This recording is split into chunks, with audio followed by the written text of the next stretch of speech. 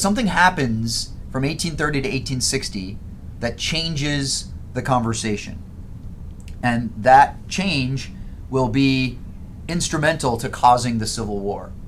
So if we think about the causes of the war, we know on the one hand that the constitutional question sort of underlies all of it.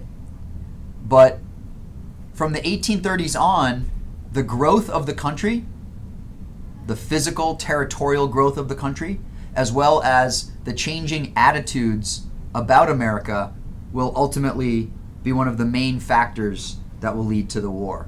So let's take a look at how all of this comes together to help cause America to fight against itself in the Civil War.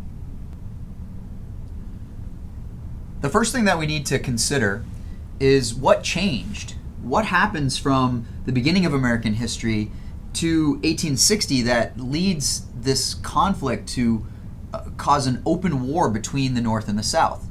And in order to do that, we need to look back and see something that happened before 1830. So let's take a look at something that happened in 1820 that will be very instructive for us as we try to consider how the growth and moral change of the country caused an irreconcilable difference between the North and the South.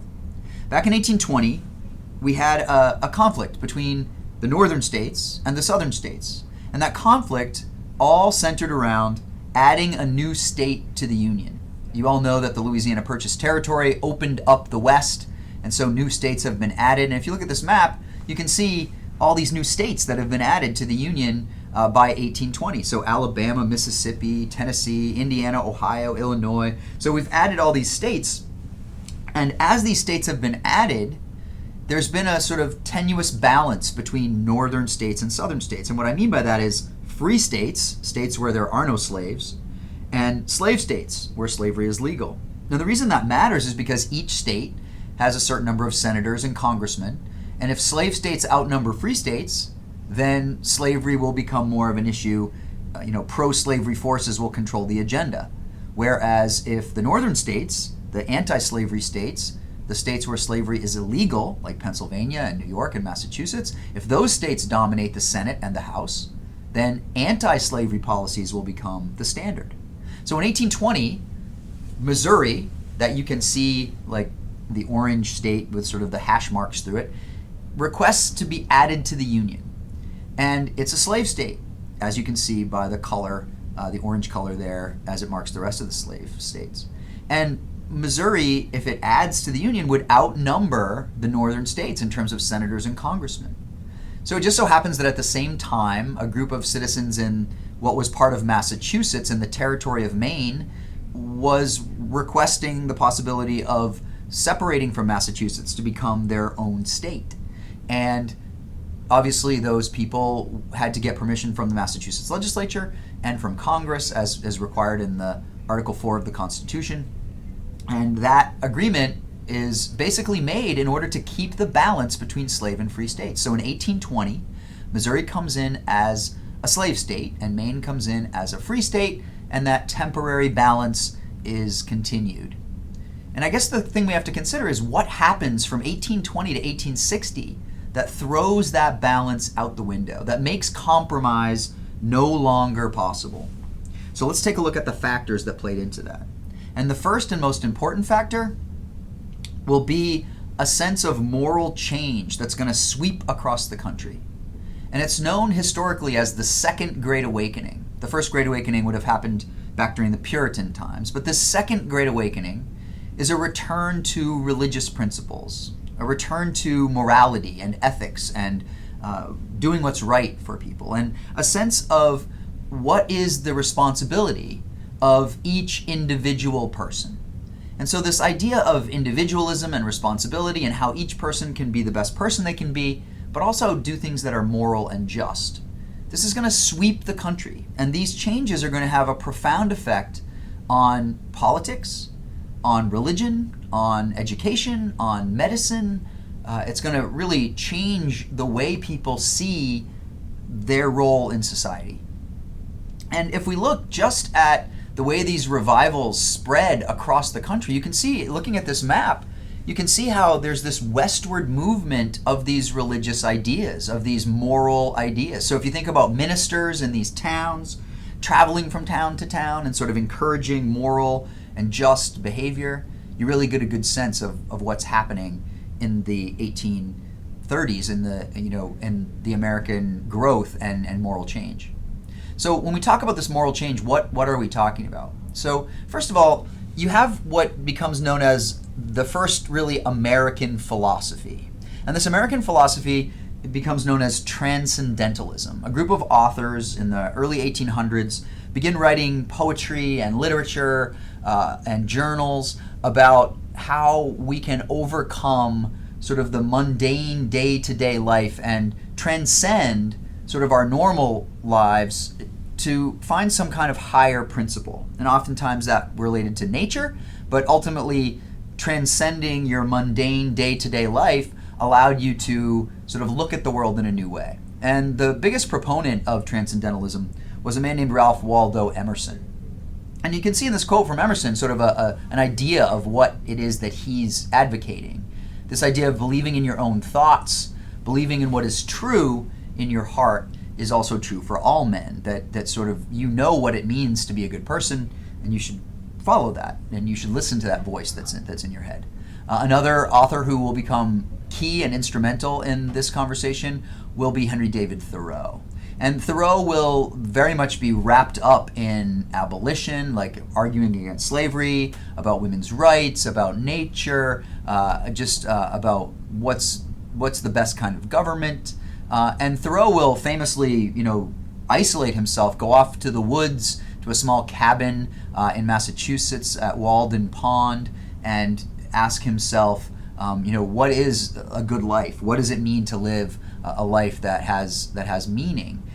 And he will, basically be famous for saying something to the effect that, the mass of men lead lives of quiet desperation. And Thoreau becomes very famous for his writings about Walden Pond and his trips into the wilderness where he sort of communes with nature, and very much will argue for civil disobedience and sort of pushing the government to do what is right. So you can see how this transcendental movement becomes sort of an American philosophy right around the time when you're going to sort of start questioning women's rights and slavery and other things that have been part of the American experiment up to that time. So transcendentalism will be very important to this question. And it's going to push this idea of social reform. So across the country, you're going to have people start to come forward to say, wait a minute, the things that we're doing and the way in which we're ignoring the poorest people in our society is wrong. And as Americans, we should do something about that. So you're going to have people like Dorothea Dix, who will advocate for mental health reform. She will push for hospitals to have standard procedures, and for people that have mental illnesses, rather than be shunned and ignored and sort of abandoned by society, to be put in hospitals, in mental hospitals, so they can be helped and supported. You also have a reform in education, where you have up to this point, no real standard education that exists in America, but now you're going to have reformers like Noah Webster and Horace Mann, who are going to argue that we need a standard curriculum so that all kids that go through school should have the opportunity to learn similar things. And more importantly, that everyone, no matter their wealth or background, should have an opportunity to go to school, both boys and girls. So education, he argued, was a great equalizer of men. And this education movement is going to push more and more people to sort of know about what's going on, to learn about things, and then push for reforms. So you can see how religious reform, philosophical reform with transcendentalism, and social reforms with education are going to collectively change people's attitudes, because more and more people are going to know about what's right and what's wrong, and they're going to know to advocate for it. So these social reforms are going to be very important. And then ultimately you're going to start to have a push to make changes for people that have been left behind. And so the women's movement is going to grow largely out of this concept. So the women's movement will begin as a result of this, and how the idea behind these reforms is going to transform the role that people have in society. And a woman named Elizabeth Cady Stanton, along with Susan B. Anthony and Lucretia Mott, will begin to organize and argue that women should have an equal role or an equal say in American society. And so they begin to advocate for the women's right to vote, the women's suffrage movement. And they even organize a convention of women at Seneca Falls, New York, where they're going to actually write their own Declaration of Independence, a declaration that basically declares that women's rights are human rights. And Elizabeth Cady Stanton will be the leader of this movement, and basically will argue, that women's discontent increases, in the exact proportion to her development as a person. So as women, grow up and become young girls and then become young women, they realize more and more how much society leaves them behind and does not give them a voice. So these women begin to advocate for not just equality for women, but women's right to vote and be treated as equals under the law. And they're going to push for this. They're not going to be successful right away, but it's the beginning of this women's movement.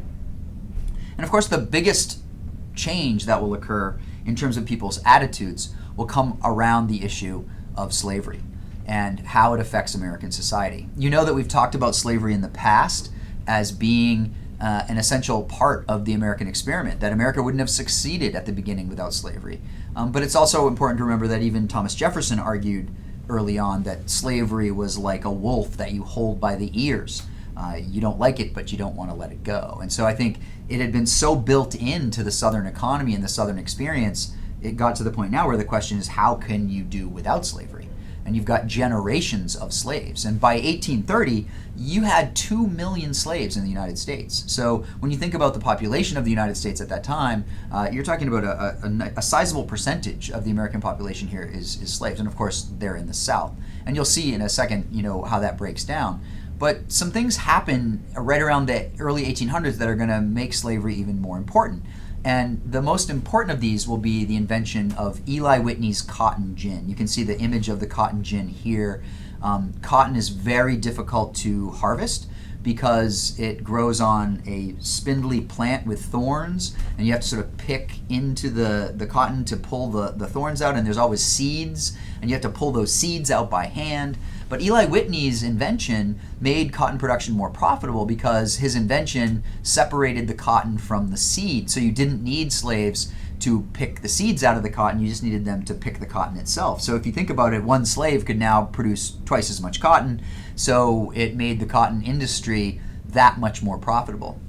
And so the Southern economy goes from a tobacco-based economy to the early 1800s. By 1830, revolutionizes the cotton industry, and they're shipping cotton all over the world to be made into clothing and blankets and draperies and every other thing made out of cloth.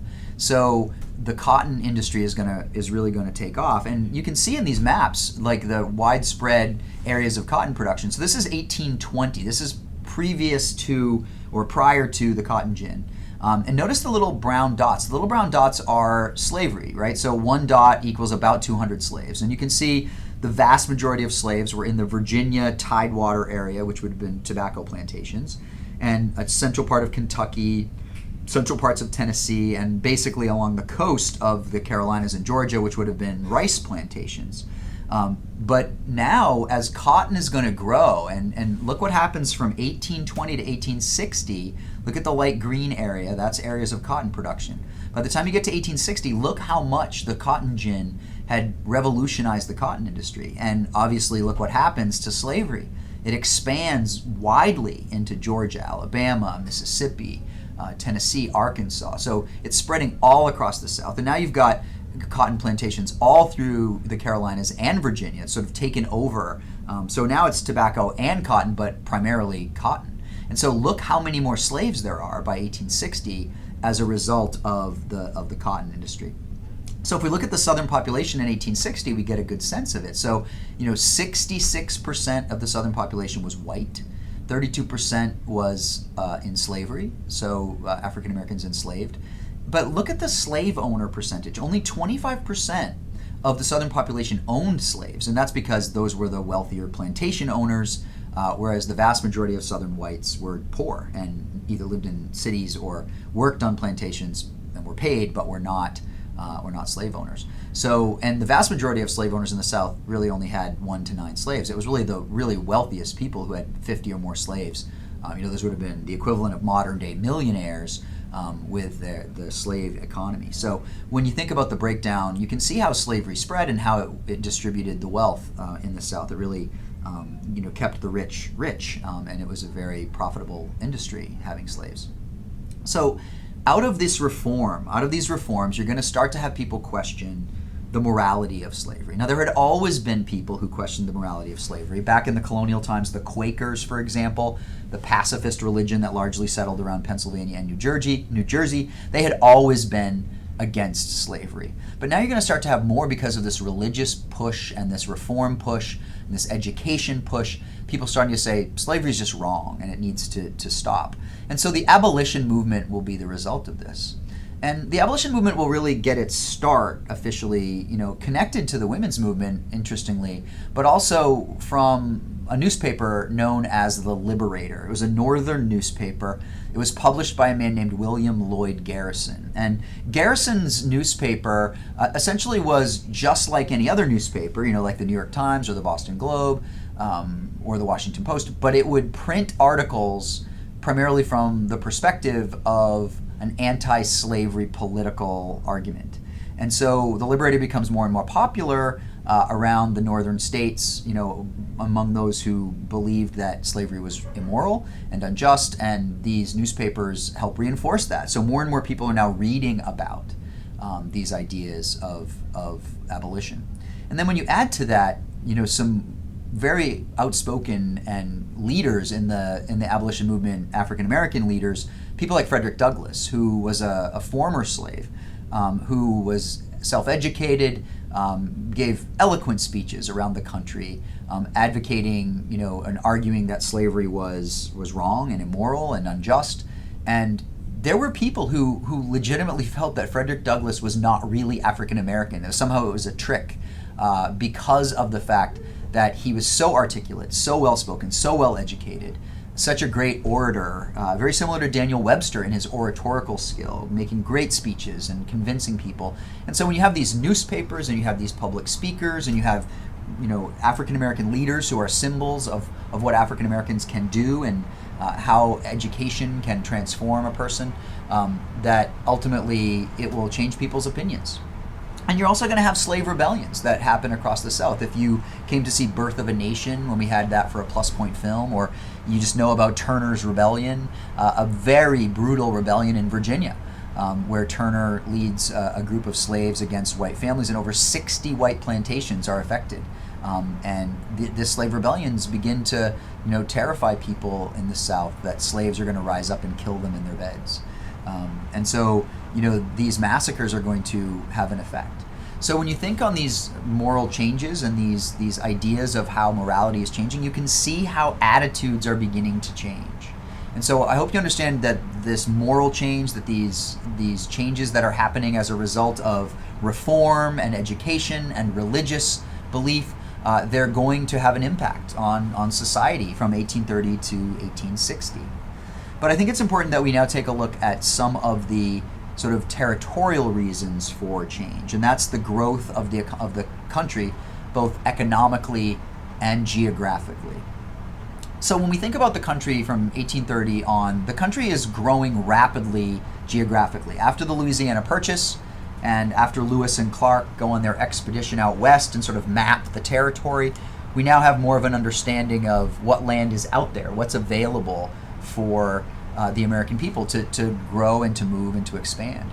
And so the country is going to become developed in terms of its growth, and that's going to be basically because of railroads and canals and roads that will be built between states. And so if you look at this map, you can see some of these roads and canals. These canals are going to make it easy for us to transport large amounts of products from one place to another, and particularly to ports that they can then be shipped out to other places. So ports like Philadelphia and New York City, Boston, and you can see how canals and roads are going to lead to these major places where we can then ship products to other places easily. And the canals will allow you to have barges that will take things all the way from, say, Pittsburgh to Philadelphia, or all the way from Buffalo to New York City. So for example, take a look at Buffalo, New York. You can see it there right on the shore of Lake Erie and Lake Ontario. And basically, the American system develops as a large part by these canals that are dug. And look at the canal that is dug all the way from Buffalo, all the way to the Hudson River, and then eventually out to New York City. So that gives you water access from New York City all the way to Lake Erie. And that's the Erie Canal. So these canals, hundreds of thousands of dollars, millions of dollars in modern terms, are spent on digging these canals in order to allow access to other markets, and that's going to lead to more cities and development of people living along those canals and waterways. Similarly, you're going to develop roads. Take a look at these yellow lines that indicate sort of roads that are developed, national roads that are built, literally from city to city, allow people to travel to the west a little more efficiently. And these roads are sort of packed down rock, so they're almost like the equivalent today of what our paved highways would be. And these roads and canals and ultimately railroads are all paid for by the national government. So the national government is helping fund these infrastructure projects to sort of unite the country. And if you think about it, what better example do we have of the greater good, right? We're taking tax money from every state and we're using it to build roads and canals and railroads to connect states. But obviously when you connect the states a little bit more efficiently, you're going to allow people to move around a lot more. And you're also going to, in some ways, draw conflict, because as you connect more closely with other places, differences of opinion are going to rise as a result of those connections. In addition to that, we begin to change the way that we organize industry in America in the 1830s. So basically, if you were making clothing in the 1830s or before the 1830s, let's say the late 1700s, you were making clothing, you basically hired people to work in your home to make those clothes, and you would sell them to other people. That's just the way it worked. But now in the 1820s and 30s, you begin to have these sort of wise businessmen, wise capitalists who are going to come together and say, wait a minute, we can make a factory where we can actually mass produce these products, and we can have all the workers come to work in our factory instead of working in these individual homes. And so places like Lowell, Massachusetts, Lewiston, Maine, other parts of New York and around New York City, around Philadelphia, you're going to have these giant factories open with giant machines that will do the work, and people will come, and sometimes little children will work in these factories. And in fact, one of the things that's interesting that connects these two things, the Lowell Mills in Lowell, Massachusetts, will actually hire all kinds of young single women who will come and live in dormitories, work in these factories, and it's going to change their view of what women can do. They're no longer just working in their home under their father or mother. They're now independent, and they're going to start to demand to being treated more equally and independently. So you can see how the economic growth has an impact on the moral or sort of reform movement that's happening at the same time. But we're also moving west at this time. So the country's growing geographically, and people are beginning to move west and settle in these western territories. And one of the conflicts that will happen during this time is the issue related to Texas, because Texas was originally Mexican territory. It was owned and controlled by the Spanish, and eventually when the Spanish were overthrown by the Mexican people, it was owned by Mexico. But Texas is very closely connected, and it's continentally connected geographically to the United States. And so you had all these people from the United States, particularly from Tennessee, moving into this territory that technically belonged to Mexico. And eventually those American settlers that settle in Texas will rebel against the Mexican government. And you've all heard of the Alamo before, the great massacre where the Mexican troops killed all of these Americans that were holed up inside the Spanish mission at the Alamo in San Antonio, Texas. And it becomes a rallying cry, basically, for Texas. Remember the Alamo, and these rebels, these American rebels, will eventually rise up and overthrow the Mexican government and create their own independent country. The Lone Star State will be the Republic of Texas. And for about 10 years, Texas will exist as an independent country filled with Americans. Eventually, those Americans will request statehood, and Texas will be added to the Union. So you can see how this growth, these people spreading west, Americans are sort of spreading into these territories and taking them, in some cases by force. In addition to that, we have people moving west in this idea of manifest destiny. This picture you can see of this woman sort of moving west, you can see the wagon trains and people on horses. It becomes this idea that America is destined to control the continent, that it's our manifest destiny to control this continent from sea to sea, from Atlantic to Pacific. And you begin to have people moving west on this trail, and you've all heard of the Oregon Trail before. And one of the things that fuels that westward push is when gold is found in California in 1849. You all know about the San Francisco 49ers football team. They're named after the fact that gold was discovered near San Francisco in 1849, and so people rushed to the west. You know, there was wealth to be had in California, and California grew rapidly. And again, California was owned and controlled by Mexico. And now you've got all these Americans coming, and almost the same thing that happened in Texas will happen in California. The Americans will outnumber the Mexicans, and eventually they will claim the territory for themselves. And we'll get to that in a second. But this manifest destiny is going to be mostly embodied in what happens in the 1850s with the Mexican War. And we have a president of the United States, James K. Polk, who will come into office, and he will see himself as the manifest destiny president. He sees himself as the man who will really make the country this destined sea to shining sea power. And so he's going to do what he can to sort of make sure that that happens. And one of the things he's going to do is he's going to provoke a conflict with the Spanish or Mexican government in Mexico in order to claim that territory. So he provokes a conflict on the Mexican border between Texas and Mexico. And when he does provoke that conflict, he'll use that as an excuse for America to declare war on Mexico, with the idea that we will then take the remaining Mexican territory. So if you take a look at this map, you can see the pink areas are all states by the 1850s.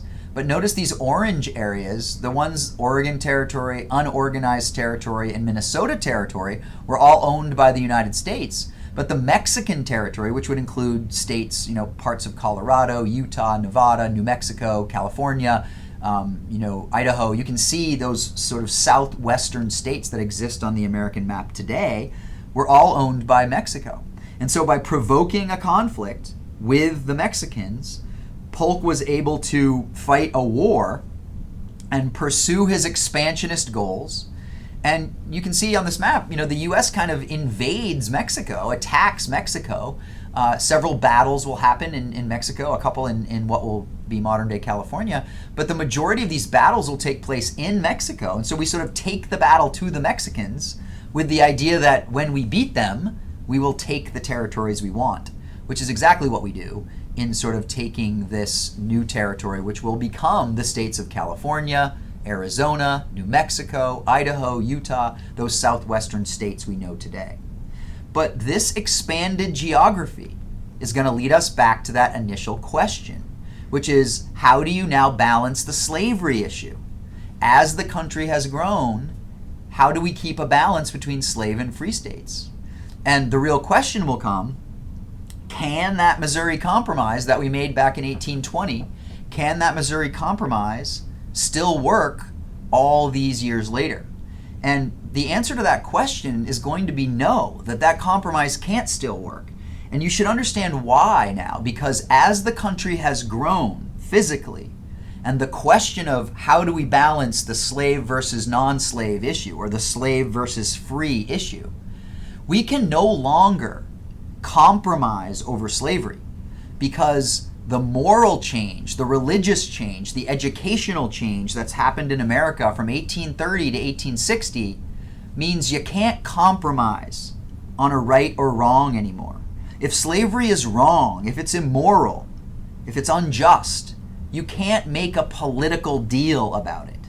And that ultimately will be the cause of the Civil War.